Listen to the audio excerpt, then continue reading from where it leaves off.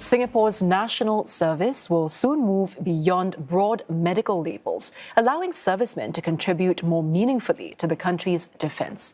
Under a refreshed medical grading system, recruits will receive specific exemptions and training guidelines instead of the long-standing Physical Employment Standard or PES status. The changes kick in next year for new recruits, in October for the Singapore Armed Forces and November for the home team, as Noah Kong reports. For every Singaporean son, this centre marks the first step of their NS journey. For those stepping in from end June 2026, they'll be the first batch under the refreshed medical classification system. Defence Minister Chan Chun Sing says the changes are crucial as the nature of warfare evolves, along with what it means to be fit to fight. It's not just the usual muscular activities that you can do in the past that matters. Today, there are many other things that technology has enabled many of our people to do more and to do better. Under the refreshed system, more servicemen will have the chance to do just that. About 1,200 servicemen, or around 6% of new recruits each year, could qualify for vocations and roles they previously couldn't. In fact, Mr. Chan says there's a tangible desire among servicemen to take on more demanding vocations, which shows their fighting spirit. More and more people are prepared to step forward and do their best because they know what they are capable of and they want to make best use of their time in national service.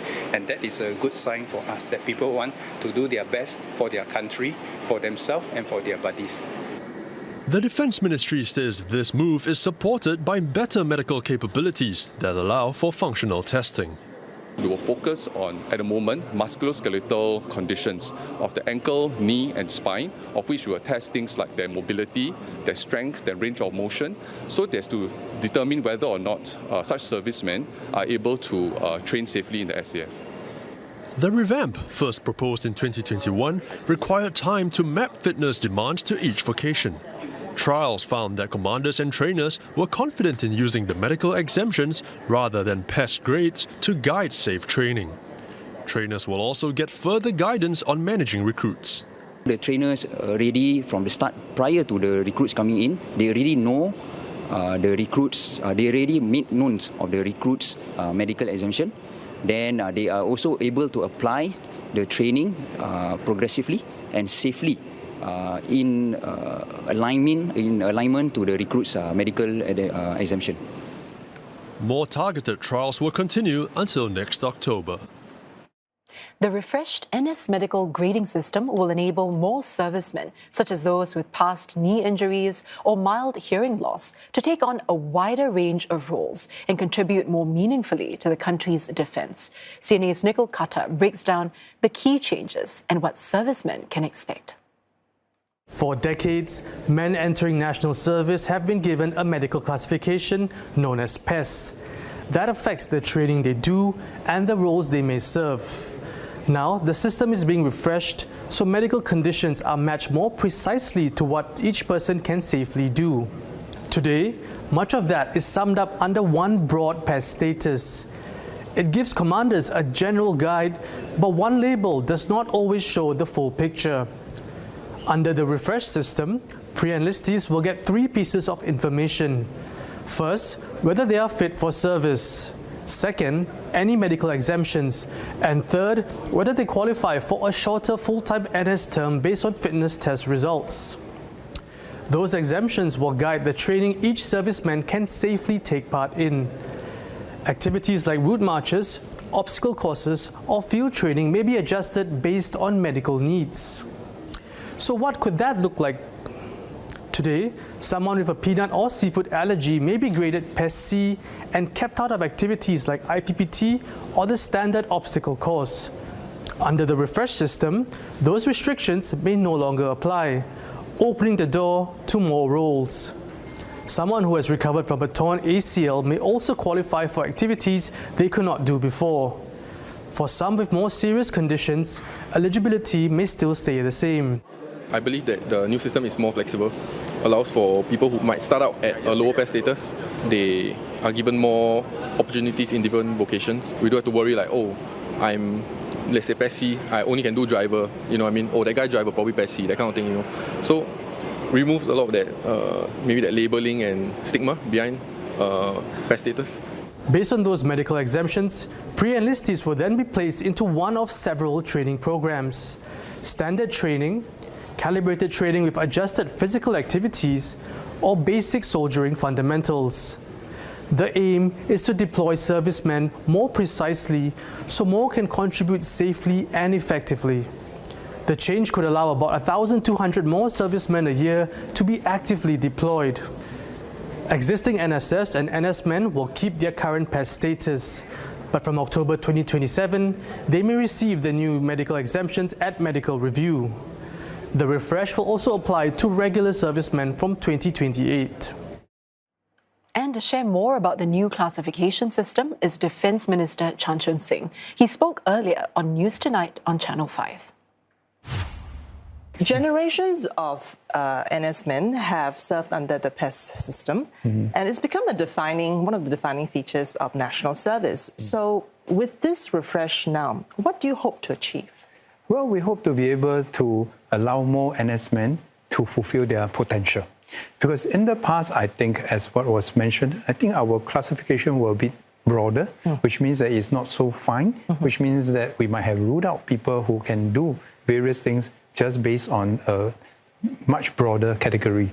But the other thing that has changed is that the nature of warfare has changed. Yeah. So today, if we look at how wars are how operations are conducted, there is not much of a front line versus a back. There's not much of a combat versus a non-combat. Because, for example, someone operating a drone from an iPad, is that combat, non-combat? So I think we have to refresh the way we look at our medical classification. We also have to refresh the way we look at what we call our directory of vocations as to what are the physical requirements that are suitable for the different NS men that we have. Now, in view of this, like you say, changing nature of warfare, of how we look at war, existing servicemen, those still keep their current PES. This new one will kick in next year. Why two operating systems? Well, there are a couple of reasons as to why we do this in a transition in phases rather than to do it all at one go. And first reason is that those NS men who have already been deployed, they have already been trained on various vocations, and I think it's best for them to complete their NS cycle. But having said that, there are more and more NS men who have asked for their status to be reviewed, or they might have gone on to the military domain expert scheme to extend their service, and we also welcome that. But we are starting with the new batches of NSF so that they can see through with the new system. And we have taken a bit of time to do this since we announced this a couple of years ago, because we want to make sure that it's not just a classification system that we are reviewing, but it's also our training methods, because the two must come together. With a more refined classification system, it will also mean that our commanders will take on more responsibilities to be able to customize the training according to the needs and abilities of our servicemen. Right. So effectively, does this mean that those who once could have avoided, more demanding work will now be roped in despite having, other conditions? Well, I think we no longer look at it as a demanding or non-demanding in a linear fashion, because actually different vocations demand different skill sets and different ability.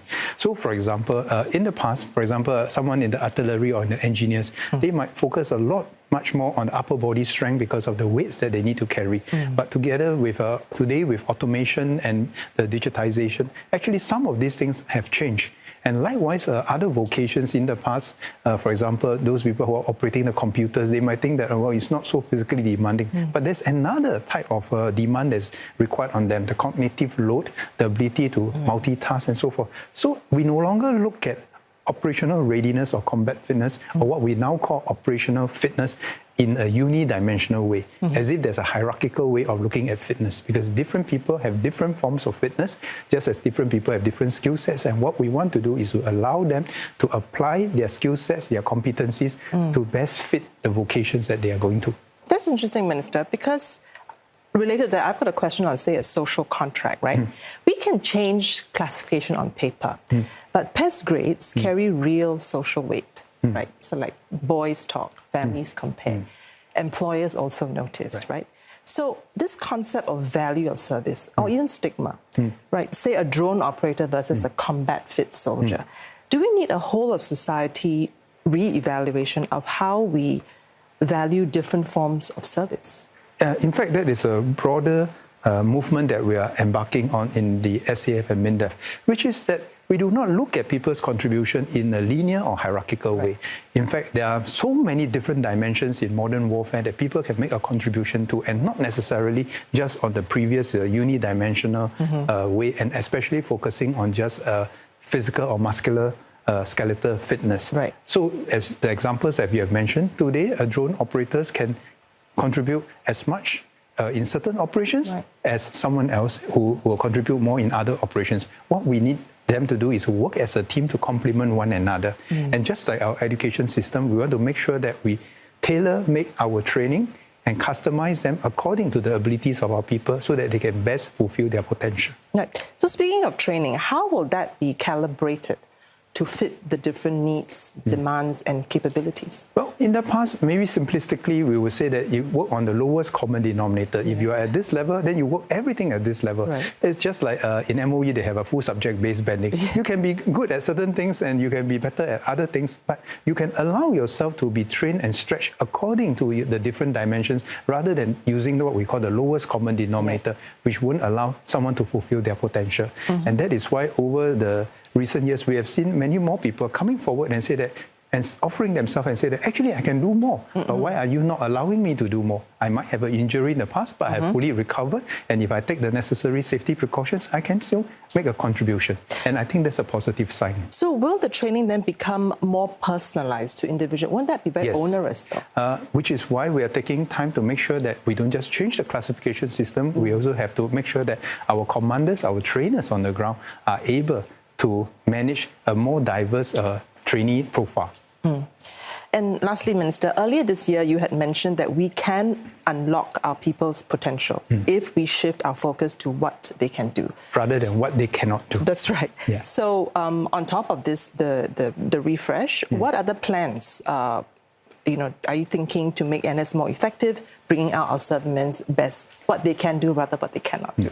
And I think our concept is that, as someone goes through his entire life, his skill sets and his abilities also change. And they can make different contributions at different stages of their life. So for someone, they might start off as a combat fit soldiers. And by the time they finish their NS cycle, they might also come and volunteer with us in other capacities. For example, some of them may be working in the private sector, in the IT industries, and they bring with them different skill sets. Or even people in the media industries. And in fact, we have seen more and more of these people, not just commanders, but also the servicemen coming forward to say that I have this particular skill set and I would like to continue to contribute to the defense of my country, perhaps not in the previous role that I was just trained for, but in extended role.